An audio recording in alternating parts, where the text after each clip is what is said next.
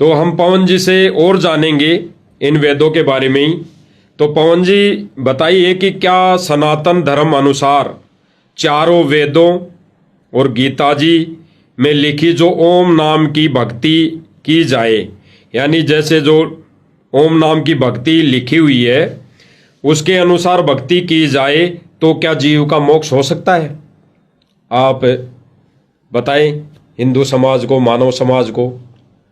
देखिए, चारों वेदों के अनुसार और गीता जी के अनुसार जो साधना है, यजुर्वेद अध्याय 40 मंत्र 15, गीता जी अध्याय 8 श्लोक 13, केवल एक ओम मंत्र के जाप करने का विधान है। इस अकेले ओम मंत्र के जाप से भी जीव की मुक्ति नहीं हो सकती, पूर्ण मोक्ष नहीं हो सकता। आप ओम नाम का जाप करके, जो कि इस ब्रह्म का है, काल का है, आप इसके ब्रह्मलोक में जा सकते हैं। ब्रह्मलोक में आप काफी समय तक, हजारों युगों तक आप वहां पर रह सकते हैं। ओम नाम के जाप से आपने जो भक्ति जमा की है, जब तक आपकी बैटरी चार्ज है तब तक आप उसके ब्रह्मलोक में रह सकते हैं।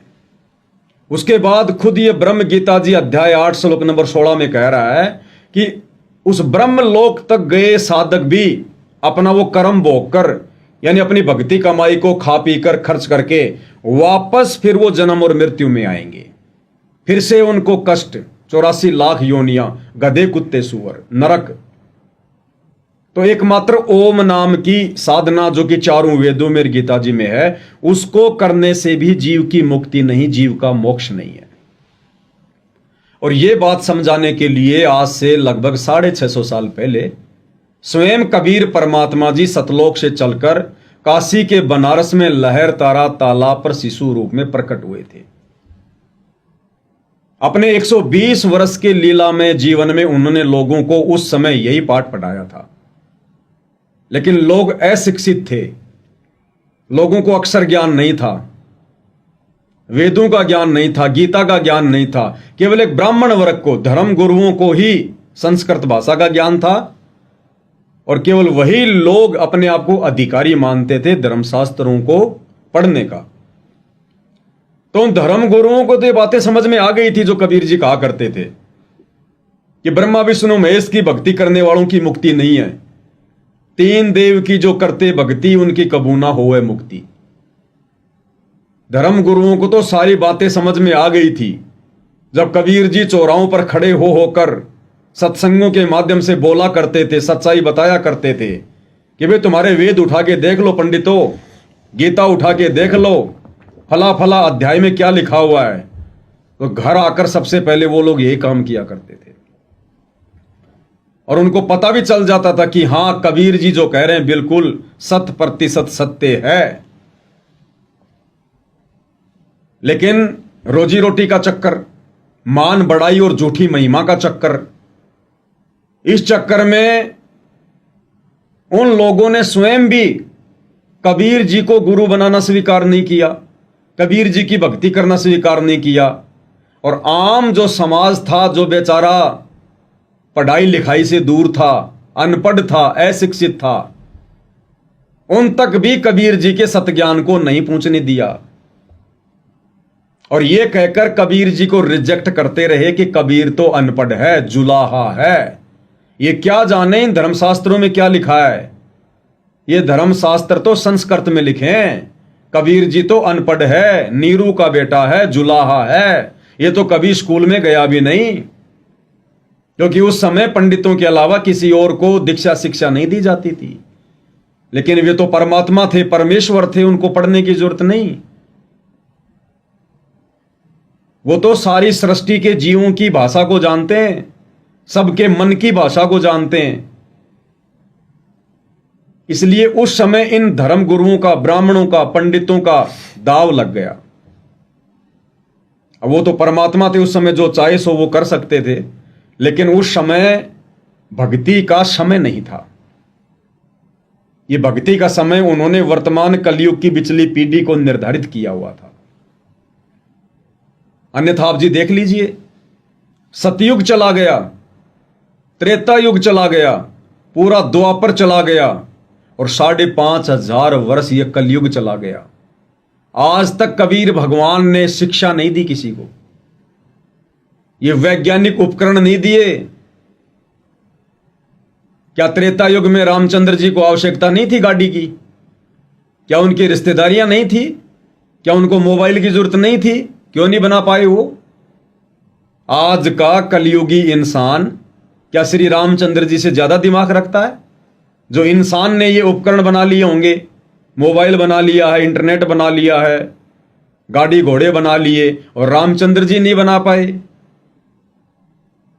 उस समय परमात्मा ने रामचंद्र जी को भी ये बुद्धि नहीं देनी थी, जबकि रिश्तेदारियां तो उनके भी थी, मोबाइल की जरूरत तो उनको भी थी। कोई संदेशा देना होता था तो सनी घोड़े पे जाते थे, 4 दिन जाने में 4 दिन आने में, तब जाके वो संदेशा आता था। श्री कृष्ण जी द्वापर युग में आए, क्या उनको जरूरत नहीं थी? सेविंग करने के लिए ढंग की सी एक ब्लेड भी नहीं बना पाए। उस समय परमात्मा ने विज्ञान नहीं देनी थी, इंसान को दिमाग नहीं देना था ये वैज्ञानिक उपकरण बनाने के लिए। ये वर्तमान समय परमात्मा ने भक्ति का निर्धारित किया हुआ था, इसी समय देने थे। और अब आने वाले समय में ये जितने भी वैज्ञानिक उपकरण हैं, हर टीवी चैनल पर संत रामपाल जी का ही सत्संग चलेगा। सही बात। मोबाइल से यदि चर्चा होगी तो भगवान और भक्ति की होगी। अपने गाड़ी घोड़ों का कोई उपयोग करेगा तो केवल सत्संग में आने जाने में करेगा। वर्तमान में थोड़ा इनका दुरुपयोग हो रहा है, क्योंकि अभी परमेश्वर रामपाल जी का ज्ञान धीरे धीरे धीरे धीरे शिखर में जा रहा है। 2028 युग परिवर्तन का समय निर्धारित है। दुनिया के पास मुट्ठी भर भी समय नहीं है। 2025 खत्म होने वाली है। 26, 27, 28 3 वर्ष युग परिवर्तन का दौर है। दुनिया में हाहाकार मचेगी। हर प्रकार से दुनिया प्राकृतिक आपदाओं से घिरेगी। अकाल पड़ेगा, सूखा पड़ेगा, बाढ़ आएगी, भूकंप आएगा, अतिवृष्टि होगी, कहीं अनावृष्टि होगी। एक छोटा सा सैंपल आपने देखा होगा 2020 में कोरोना। पिछले दिनों छोटा सा सैंपल आपने हरियाणा पंजाब में देखा होगा बाढ़ का। केवल शुरुआत है। प्रकृति की तरफ से इंसान को हल्का सा चेताया जा रहा है कि सुधर जा, संभल जा। सारी सृष्टि का मालिक, राम का भी राम, सतगुरु रामपाल धरती पर आया हुआ है। सत्संग सुन, प्रवचन सुन, निष्पक्ष भाव से विचार कर। तू क्यों जन्म लिया तूने? क्यों तू मर रहा है? तेरी आंखों के सामने बेटा मर जाता है, बेटी मर जाती है, दामाद मर जाता है, तेरा घर परिवार बाढ़ में, भूकंप में बर्बाद हो जाता है, तेरे हाथ से तेरी संपत्ति निकल जाती है। 1 सेकंड का तेरा भरोसा नहीं कब तू एक्सीडेंट में मर जाए। तू किस बात पे फूला फूला फिर रहा है नादान प्राणी? काहे का अहंकार, काहे का घमंड? ये संपत्ति 1 सेकंड में तेरे से छिन जाएगी। तू कहीं गधा बन के घूम रहा होगा, संपत्ति पे लोग ऐस कर रहे होंगे। तू रावण से बड़ा संपत्तिवान नहीं हो सकता, जिसकी 48 किलोमीटर ऊंची श्रीलंका, उसका महल सोने का था।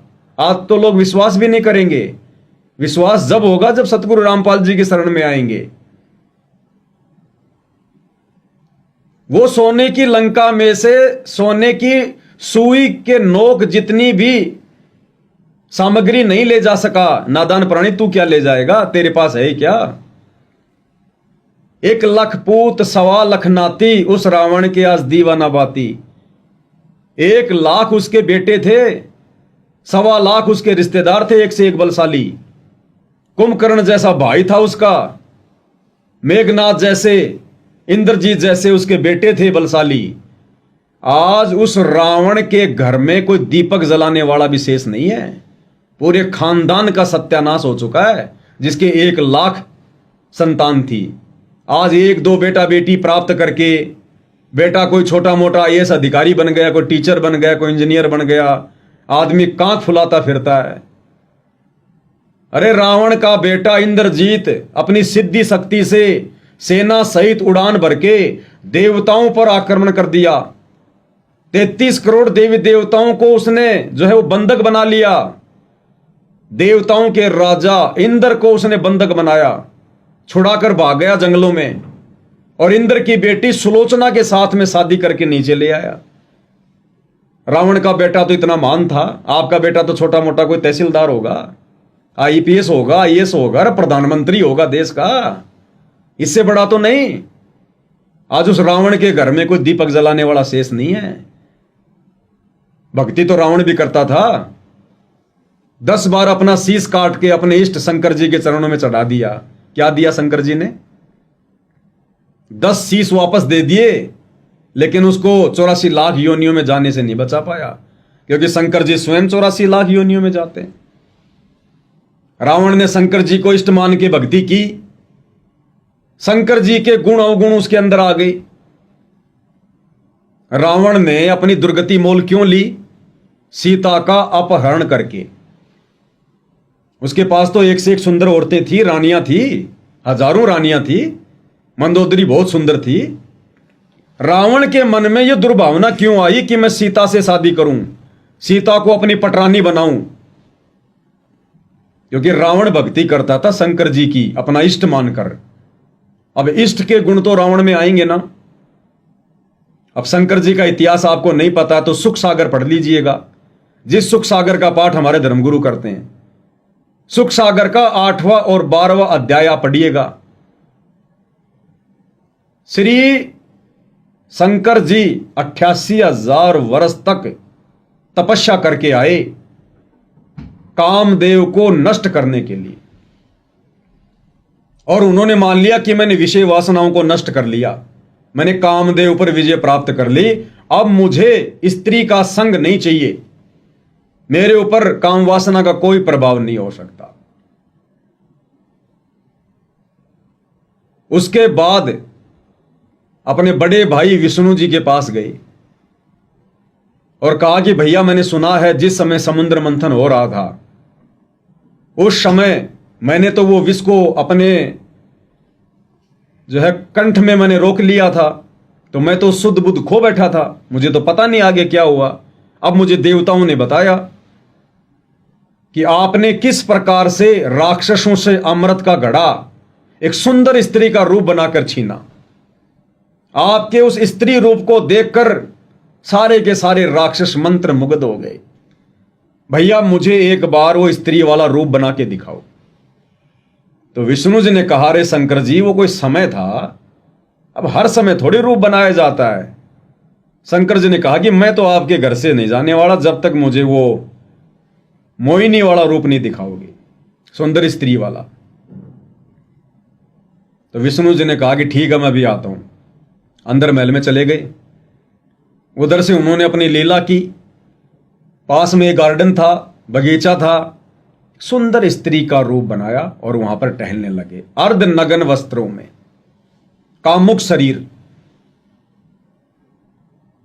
शंकर जी की नजर पड़ी उस मोहिनी रूप पर। शंकर जी भूल गए श्री विष्णु जी को। शंकर जी पीछे पीछे चल दिए मोहिनी के, मोहिनी आगे आगे, शंकर जी पीछे पीछे। और उसके सुंदर कामुक रूप को देखकर हमारे धर्मशास्त्र गवाह दे रहे हैं। श्री सुख सागर अध्याय 8 अध्याय 12। श्री शंकर जी की यह हालत हो गई, अंत में उन्होंने काम वश होकर, विषय वासनाओं के वश होकर, और मोहिनी का पीछे से हाथ पकड़ लिया, बांध भर ली। और साफ साफ सुख सागर में लिखा हुआ है, श्री कृष्ण जी स्त्री के पीछे इतने पागल हो गए, श्री शंकर जी मोहिनी के उस कामुक रूप को देखकर इतने कामोत्तर हो गए, इतने पागल हो गए, उनका वीर्य संकलन हो गया, वीर्यपात हो गया उनका। जैसे नाइट फेल हो जाती है कोई गंदा जब कोई सौपन आता है। धर्मशास्त्र में लिखा हुआ है सुख सागर में। तो उस शंकर को, उस शिव जी को अपना इष्ट मानकर जो पूजा करेगा, क्या उसकी विषय वासनाएं कभी शांत हो सकती है? वो व्यक्ति तो दुर्बुद्धि का शिकार होगा।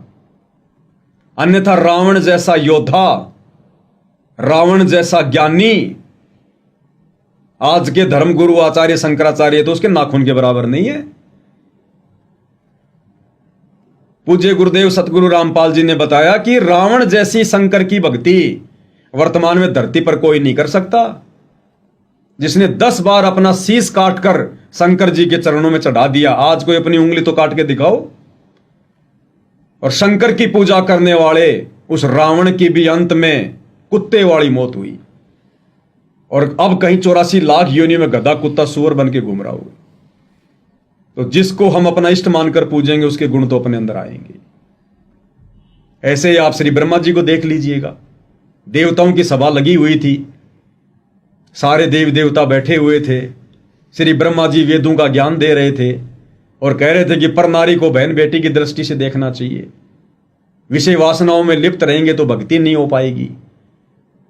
इतने में उनकी बेटी सरस्वती को पता चला उसकी सहेलियों से कि ऐसे ऐसे शादी करवानी चाहिए, वैवाहिक जीवन बहुत ज्यादा आनंदमय होता है।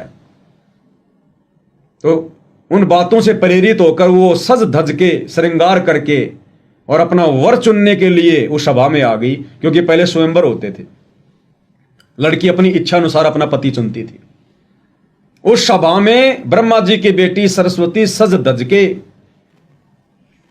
ताकि कोई अच्छा सा पुरुष उसको स्वीकार कर ले, सभा में आ गई माला लेके। ब्रह्मा जी ने देखा अपनी पुत्री को। ब्रह्मा जी तो वैसे ही रजोगुण के स्वामी हैं। ब्रह्मा जी ने कामवश होकर अपनी ही बेटी सरस्वती की पीछे से बांध भर ली। श्री ब्रह्म वैवर्त पुराण की शुरुआत में आप जी पढ़ लीजिए। अब उस ब्रह्मा को कोई अपना इष्ट मानकर उसकी भक्ति करेगा, क्या होगा? वही गुण आएंगे, वही गुण आएंगे ना। इसीलिए तो समाज बिगड़ा हुआ है। श्री विष्णु जी को देख लीजिए आप जी। देवताओं का राक्षसों का युद्ध हुआ, देवता हारने लगे शंखचूड़ राक्षस से। अंत में देवताओं के कहने पर श्री विष्णु जी ने शंखचूड़ राक्षस का रूप बनाया, क्योंकि उसकी पत्नी जो थी तुलसी वो पतिव्रता थी। जब तक उसकी पत्नी के पतिव्रता धर्म को खंड ना किया जाए तब तक वो राक्षस नहीं मरने वाला। इस बात का ज्ञान देवताओं को था। देवताओं ने श्री विष्णु जी को तैयार कर दिया। विष्णु जी ने छल कपट किया, शंखचूड़ राक्षस का रूप बनाया, उसकी पत्नी तुलसी के पास गया। तुलसी ने उसको अपना पति समझकर और उसको स्वीकृति दे दी शारीरिक संबंध बनाने की। उसके बाद वो शंखचूड़ राक्षस मरा। उधर से जब तुलसी को पता चला कि मेरे साथ तो धोखा हुआ है, उसने विष्णु जी को श्राप दे दिया। तो कौन से एंगल से हम इनको भगवान कहें? कौन से एंगल से हम इनको इष्ट मान के इनकी भक्ति साधना करें? इसलिए गीता जी में ब्रह्मा विष्णु महेश की पूजा करने वालों को 4 गालियां दी हैं। ब्रह्मा जी की पूजा करता था हिरण्यकश्यप, अपने बेटे का दुश्मन हो गया। ब्रह्मा की साधना करने वालों की यह हालत है, इसलिए उनको राक्षस कहा गया है। इन तीनों देवताओं की पूजा करने वाले को इसलिए राक्षस कहा गया है। जरा भी उसमें सद्बुद्धि नहीं आई, अपने बेटे का दुश्मन बन गया, खुद भगवान बन बैठा। उसके बाद शंकर जी की भक्ति की भस्मागिरी ने। भस्मागिरी नाम का एक साधक था, उसने शंकर जी की भक्ति की 10 वर्ष तक। शंकर जी के महल के आगे ऊपर को पैर नीचे को शीश। अंत में पार्वती ने कहा कि आपका भगत क्या चाहता है महादेव, इसको दे दो। छोटी मोटी कोई रिद्धि सिद्धि मांगेगा, दे दो, आपका भगत है। शंकर जी ने कहा कि मांग भाई भस्मागिरी, क्या मांगता है। अब शंकर जी के पास में हाथ में एक वो कड़ा था, भस्म कंडा, यानी उस कड़े को हाथ में लेकर या जिस हाथ में वो कड़ा पहन रखा है वो किसी के भी ऊपर रखकर कह दिया जाए भस्म, वो राख हो जाता था। तो भस्मागिरी को इस बात का ज्ञान था। 10 वर्ष तक या 10,000 वर्ष तक ऐसा कुछ बताया गया है। उसने शंकर जी की साधना की। अंत में शंकर जी ने कहा कि मांग क्या मांगता है। भस्मागिरी ने कहा कि भगवान वचन भरो। वचन भर लिए। कहा कि मुझे आपका ये भस्म कंडा दे दो। शंकर जी ने सोचा कि भगत आदमी है, जंगल में रहता है, हिंसक जानवरों से बचाव के लिए मांग रहा होगा। दे दिया निकाल के। जैसे ही निकाल के दिया, भस्मागिरी के हाथ में आया, तुरंत उसने रंग बदल दिया, हंसने लगा और कहा कि तुझे पता ये साधना में क्यों कर रहा था? भस्म कंडे के लिए। शंकर, तुझे मारूंगा, भस्म करूंगा और पार्वती को अपनी पत्नी बनाऊंगा। तो इन तीनों देवी देवताओं के, इन तीनों देवों के पुजारियों की ये हालत है, ये हालत है। विष्णु जी की साधना करने वाले पूज्य गुरुदेव जी ने बताया, एक बार हरिद्वार में कुंभ का मेला लगा हुआ था। 25,000 विष्णु जी के उपासक आपस में लड़ झगड़ के मर गए प्रथम स्नान को लेकर। इसलिए गीता जी ने ब्रह्मा विष्णु महेश तक की पूजा करने वालों को राक्षस स्वभाव धारण किए हुए मनुष्य में नीच, मूढ़, दूषित कर्म करने वाला बताया है। क्योंकि रावण से बड़ा शंकर का कोई साधक नहीं हो सकता, भस्मागिरी से बड़ा शंकर का कोई साधक नहीं हो सकता, हिरण्यकश्यप से बड़ा श्री ब्रह्मा जी का कोई साधक नहीं हो सकता। जब इन लोगों के अंदर सद्गुण नहीं आए, अवगुण ही अवगुण भरे रहे, तो आम जन तो क्या भक्ति करता होगा। और देख लो आज क्या हालत हो रही है वर्तमान में। इसलिए वेदों के अनुसार और गीता के अनुसार भक्ति साधना करने वाले, ओम नाम का जाप करने वाले, इनकी भी पूर्ण मुक्ति नहीं है। क्योंकि चारों वेदों में और गीता जी में भी भक्ति का कंप्लीट ज्ञान नहीं है। इसलिए स्वयं वो कबीर परमात्मा धरती पर आते हैं, 5वां वेद सूक्ष्म वेद लेकर। 650 साल पहले कबीर जी आए, 5वें वेद सूक्ष्म वेद का ज्ञान दिया और धर्मदास जी के माध्यम से कबीर सागर को लिखवा कर चले गए। कबीर सागर 5वां वेद है, चारों वेदों का बाप है, सूक्ष्म वेद। लेकिन दुनिया 4 वेदों को नहीं समझ पाई, सूक्ष्म वेद को कहां से समझ पाती। इसलिए वर्तमान में पुनः इस भक्ति युग में, जो कि मोक्ष का प्राइम टाइम है, चारों युगों में केवल यही वर्तमान का समय पूर्ण मोक्ष प्राप्त की का समय होता है। इस समय वही कबीर परमात्मा संत रामपाल जी के रूप में पुनः धरती पर प्रकट हुए हैं। इसलिए जो भक्ति साधना वर्तमान में संत रामपाल जी बता रहे हैं, अपने साधकों को दे रहे हैं, जो लाभ आपको इस भक्ति साधना से मिलेंगे, जो आपकी आपत्तियां इस भक्ति साधना से टलेंगी, संसार की किसी भक्ति साधना से नहीं टल सकती।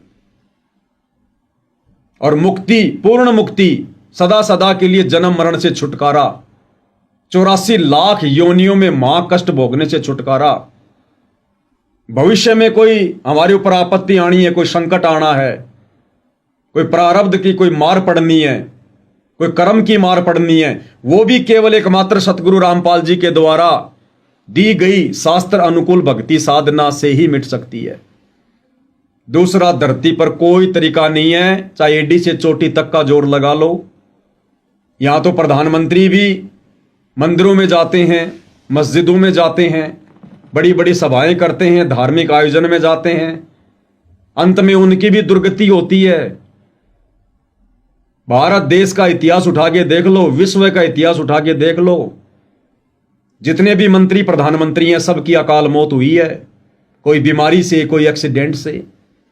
जितने भी बड़े बड़े आपके बॉलीवुड के दिग्गज नेता अभिनेता, सबकी बीमारियों से, कैंसर से लीलावती हॉस्पिटल में सड़ सड़ के या फिर एक्सीडेंट में अकाल मौत हुई है।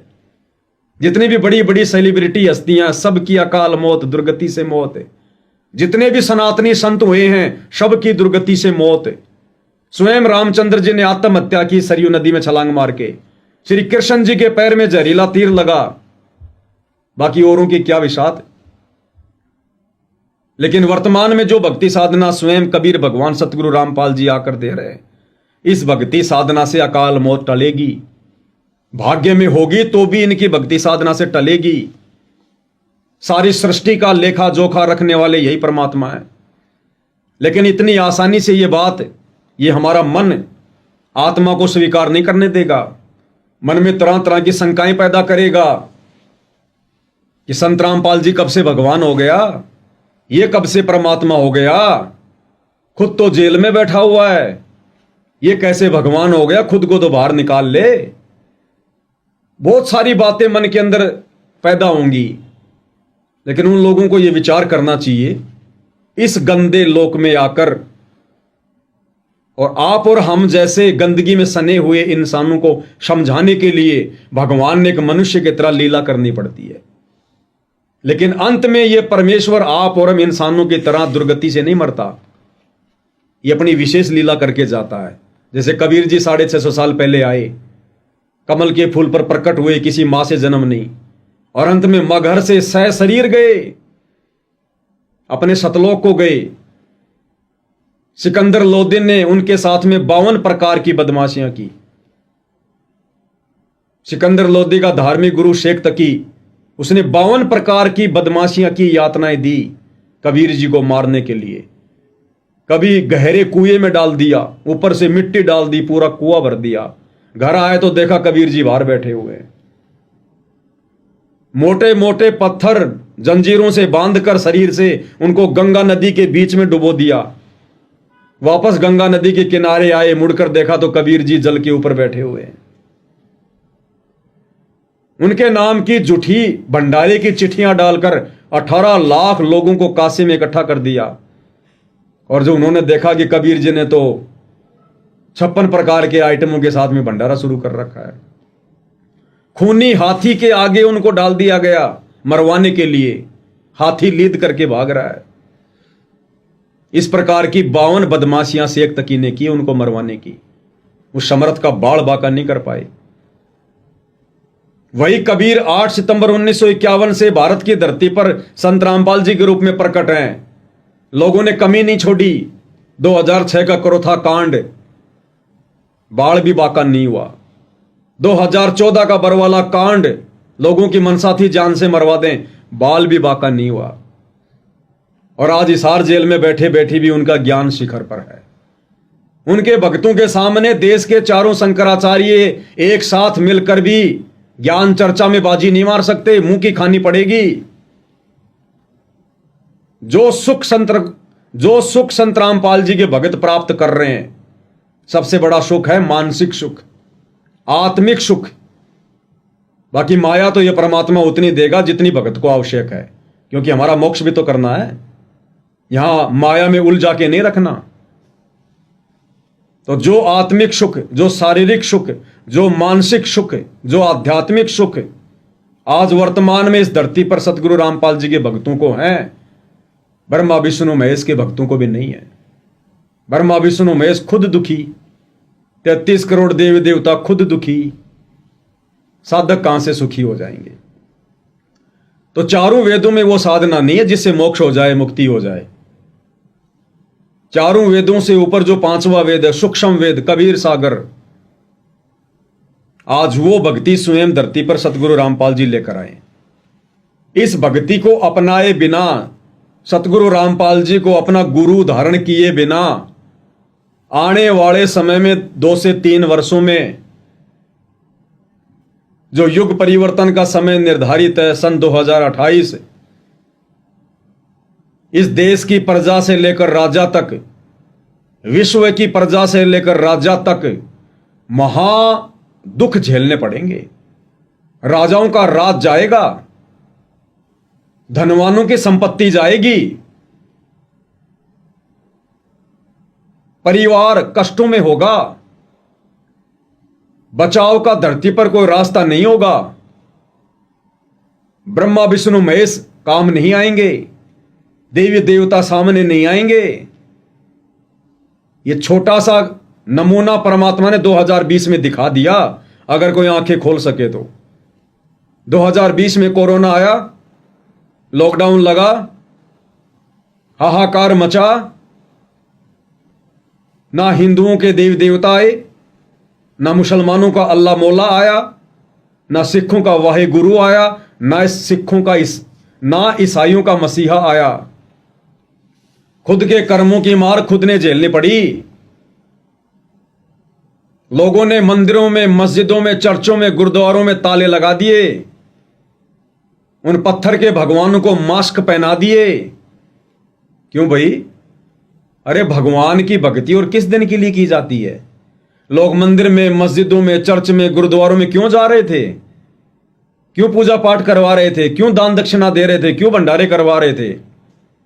इसीलिए कि मेरे भाग्य में, मेरे भविष्य में यदि कोई कष्ट हो, परेशानी हो, तो मेरी रक्षा हो, मेरे परिवार की रक्षा हो, मेरी संपत्ति की रक्षा हो। इसीलिए तो भगवानों की भक्ति की जाती है, लोग मंदिर मस्जिद में जाते हैं। और जब वो संकट आया तो सबसे पहले भगवानों ने अपने दरवाजे बंद करवा दिए। तो लोगों की आंखें खुल जानी चाहिए। जब छोटी सी आपत्ति में, जो कि एक सैंपल था, एक नमूना था कोरोना, जब भगवानों ने उसमें हाथ खड़े कर लिए, अब आगे तो पूरी की पूरी फिल्म बाकी है 2028 तक। उस समय क्या होगा? सतगुरु रामपाल जी की भक्ति के अलावा, उनकी शरण के अलावा धरती पर दूसरा कोई सहारा किसी को नजर नहीं आएगा। वे आत्माएं समझदार होंगी जो समय रहते सतगुरु रामपाल जी के सत्संग सुनना शुरू कर देंगी।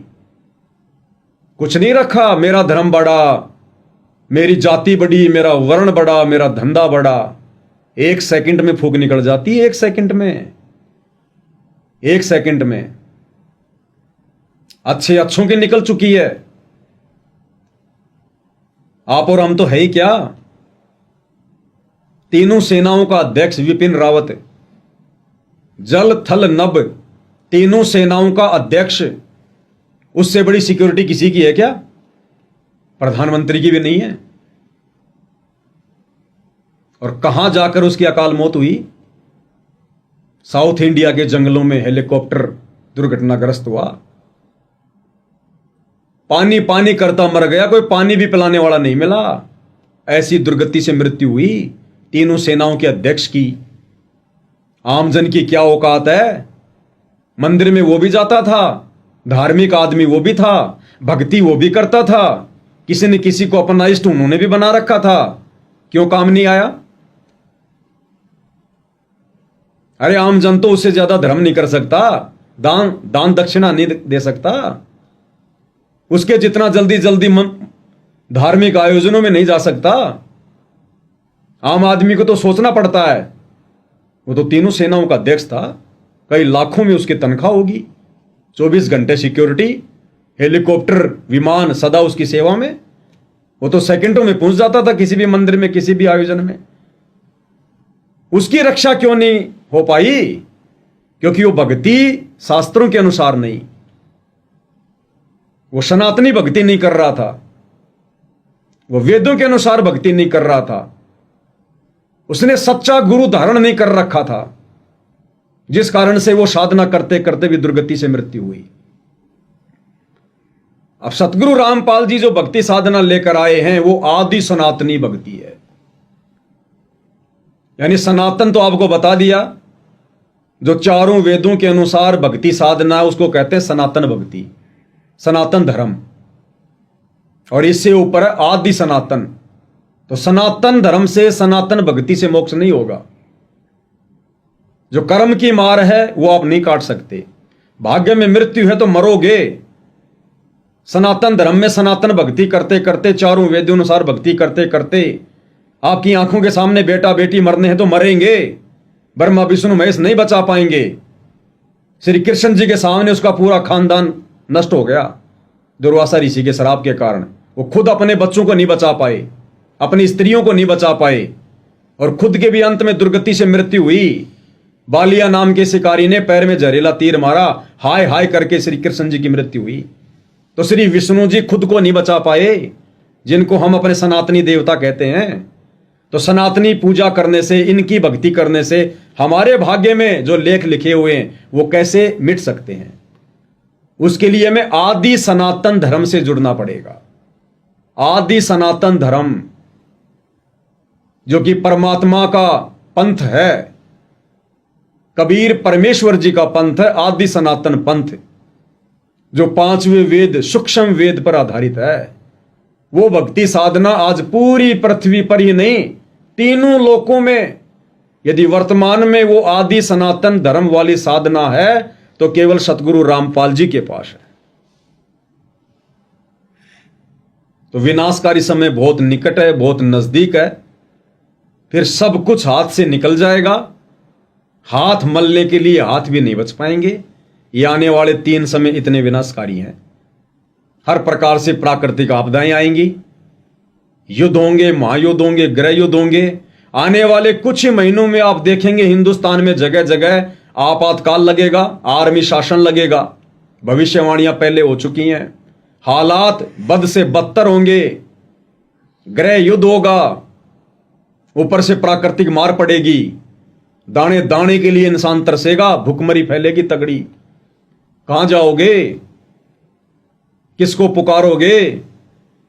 वो बेजुबान मुर्दे, पत्थरों के देव नहीं सुनने वाले, पत्थर के कान नहीं होते, पत्थर में कोई भावना नहीं होती जो तुम्हारी सुनेगा। तो हिंदू, मुस्लिम, सिख, ईसाई सभी कान खोल के सुन ले भाई। हाथ जोड़ के प्रार्थना है, अभी मौका है, ज्यादा दिन नहीं है, साल 6 महीने का बड़ी मुश्किल से समय है। विनाश की शुरुआत से पहले पहले संत रामपाल जी के प्रवचन, उनके सत्संग अपनी जेब से मोबाइल निकालकर सुनना शुरू कर दीजिए, या रोजाना साधना टीवी चैनल पर 7:30 से 8:30 बजे तक सत्संग आता है, सुनना शुरू कर दीजिए। गूगल से उनकी पुस्तक ज्ञान गंगा डाउनलोड करके पढ़ना शुरू कर दीजिए। अगर अपने और अपने परिवार का बचाव चाहते हैं तो, अन्यथा दुर्गति सबके दरवाजे पर दस्तक दे चुकी है। तो अंत में मैं तो यही कह सकता हूं कि ये सनातन यात्रा के नाम पर या फिर हिंदू होने के नाम पर ये जिस प्रकार की यात्राएं की जा रही हैं, रैलियां निकाली जा रही हैं, ये मात्र दिखावे के अलावा कुछ भी नहीं है। इन्हें स्वयं ज्ञान नहीं है कि सनातन क्या है, सनातन धर्म क्या है। इनके अंदर सनातनी होने के एक भी गुण नहीं है, हिंदू होने के एक भी गुण नहीं है। सूखे ढोल पीटे जा रहे हैं और आए दिन इनकी दुर्गति हो रही है। किसी के ऊपर परमेश्वर का कोई पंजा नहीं है, काल सबके सिर पर बैठा हुआ है। सबसे हम तो यही विनती करेंगे, जितना जल्दी हो सके संत रामपाल जी के सत्संग सुनना शुरू करें, उनसे उपदेश लें। ये ना देखें कि जेल में बैठे हुए हैं तो छोड़ दो फिर 33 करोड़ देवी देवताओं की पूजा करना। ये भी तो रावण की जेल में बैठे हुए थे, फिर क्यों उनकी पूजा कर रहे हो? छोड़ दो श्री रामचंद्र जी की पूजा, 14 साल उन्होंने भी तो जंगल में जेल काटी है। अरे आज की जेल से रामचंद्र जी की 14 साल की जेल तो महा दुखदाई थी। आज जेल में सुबह नाश्ता मिलेगा, दोपहर को भोजन मिलेगा, पहनने को कपड़े मिलेंगे, सोने को जगह मिलेगी, बीमार हो गए तो मेडिकल सुविधा मिलेगी, घर वालों से मिलने की सुविधा मिलेगी। 14 साल के वनवास में रामचंद्र जी को क्या मिला सिवाय दुख और परेशानियों के, राक्षसों से लड़ने और झगड़ने के? तो रामचंद्र जी वाली जेल तो आज की जेल से लाखों गुना ज्यादा कष्टदायक है। तो रामचंद्र जी ने भी तो 14 साल की नारद के श्राप के कारण जेल काटी, वनवास भोगा। छोड़ दो फिर उनकी भक्ति, क्यों पूजा कर रहे हो? श्री कृष्ण जी की भक्ति छोड़ दो, उनका तो जन्म ही जेल में हुआ, उनका तो जन्म ही जेल में हुआ। छोड़ दो फिर उनकी भक्ति। क्यों महात्मा गांधी जी की फोटो अपने नोटों पे लगा के फिरते हो? सत्याग्रह आंदोलन में उनको भी 6 साल अंग्रेजों की जेल काटनी पड़ी। क्यों तुलसीदास जी की रामायण पढ़ रहे हो? बाबर की जेल काटनी पड़ी तुलसीदास को। क्यों नानक जी को अपना वाहिगुरु मान के पूज रहे हो? नानक जी को भी बाबर की जेल काटनी पड़ी। तो ये ना देखो कि कौन कहां बैठा हुआ, ये देखो किसके पास क्या ज्ञान है। संत की पहचान उसके ज्ञान से होती है। आज कौन से ब्रह्मा विष्णु महेश हमारे पास में बैठे हैं जो हम उनकी भक्ति कर रहे हैं? वो तो अपने अपने लोक में बैठे हुए हैं। जब वहां से वो आपको लाभ दे सकते हैं तो संत रामपाल जी तो 200, 400, 500 किलोमीटर दूरी बैठे हैं। इनका लाभ तो बहुत जल्दी आएगा हमारे पास में। अरे कहीं आग लग रही हो और आग को बुझाने के लिए पानी की आवश्यकता है और आपको दिख रहा है कि 2 मटके रखे हैं 10 मीटर दूर और 2 मटके रखे हैं जो 50 मीटर दूर, आप कौन सा मटका उठाओगे पहले? आस वाला ही उठाएंगे। तो संत रामपाल जी तो बहुत नजदीक हैं। जहां आपके ब्रह्मा विष्णु महेश जी बैठे हैं वो तो लाखों करोड़ों किलोमीटर हैं। अरे वो तुम्हारी सुनेंगे, सुन के विचार करेंगे, नीचे आएंगे, उससे पहले तो संत रामपाल जी तुम्हारी 50 बार मदद कर देंगे। तो लोगों को थोड़ा विचार करना चाहिए, शांति से, धैर्य से। इन बातों को सुनकर खून को गर्म नहीं करना चाहिए। हमारे को परमात्मा ने मनुष्य शरीर दिया है, बुद्धि दी है, अपने आत्म कल्याण की सोचो।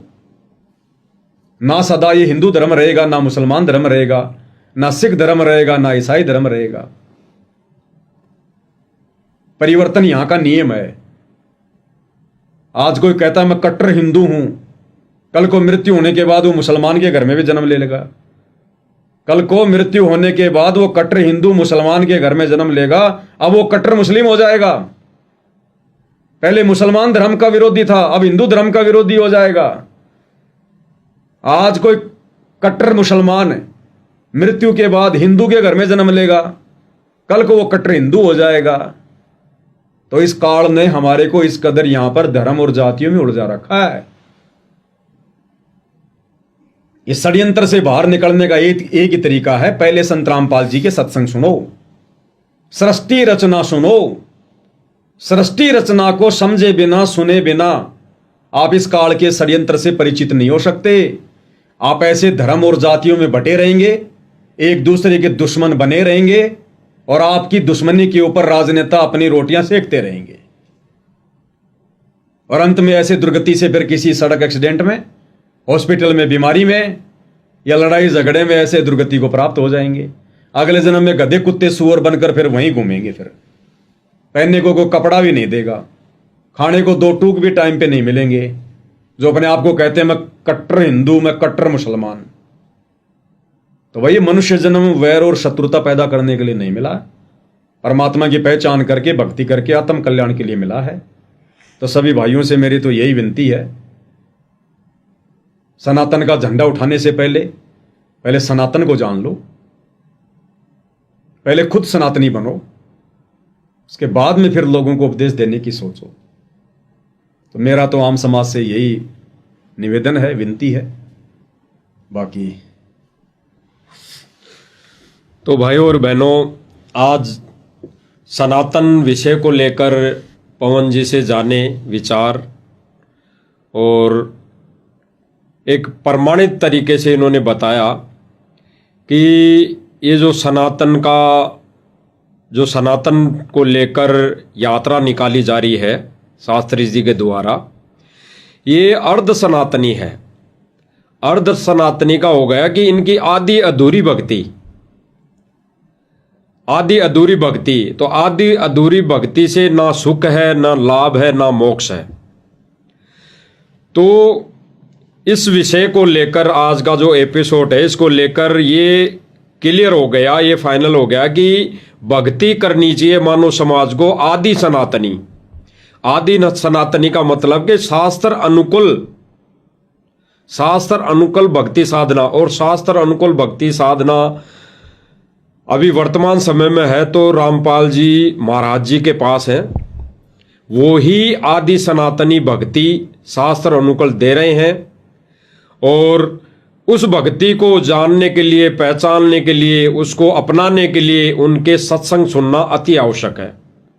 और उनके सत्संग यूट्यूब पर भी हैं, फेसबुक पर भी हैं, इंस्टाग्राम पर भी हैं, और यहाँ तक कि है टीवी के अंदर हर प्रकार, कई प्रकार के चैनल हैं। साधना टीवी चैनल है जो मैन है, उस पर 7:30 बजे से 8:30 बजे तक सत्संग आता है, वो सुनिए। और आप ज्ञान गंगा की PDF जो है गूगल से डाउनलोड कर सकते हैं, उसको पढ़ सकते हैं। उसमें सृष्टि रचना है महम जो वो उससे जानकारी हम सबको मिल सकती है। तो भाई हमारी तो प्रार्थना है पूरे विश्व के मानव समाज से, मानव हित में, कि भाई ये जो अर्ध सनातनी है इनका पीछा छोड़ें और आदि सनातनी को अपनाएं। आदि सनातनी वही है जो कुविचारों से परे है, कुविचारों से दूर है, जो बीड़ी, शराब, मांस, तंबाकू ऐसे व्यंजनों से दूर है, इन बुराइयों से दूर है, वो ही आदि सनातनी है। तो सर्व मानव हित में मानव समाज से यही प्रार्थना है कि संत रामपाल जी महाराज जी के सत्संग सुने और उनकी भक्ति को अपनाएं। आने वाला समय विनाशकारी है, विकटमय है। आने वाले 2 से 3 साल बहुत ही प्रलयकारी होंगे, विनाशकारी होंगे। तो इनसे बचने के लिए केवल और केवल संत रामपाल जी महाराज जी के सत्संग है, भक्ति है और उनकी नियम मर्यादा है। यही मालिक की दया से, भगवान की दया से, परमात्मा की दया से, मानव हित में आज का ये जो है लाइव संदेशा है, इसी के ऊपर। तो भाई और बहनों, हाथ जोड़ के विनती है, प्रार्थना है, सर्व समाज मानव हित में। तो इसी के साथ आज का लाइव वीडियो समाप्त करते हैं। परमेश्वर फिर से दया करेंगे, फिर से आप भाई बहनों की सेवा में हाजिर होंगे। तब तक के लिए बंदी छोड़ सतगुरु रामपाल जी भगवान की जय हो।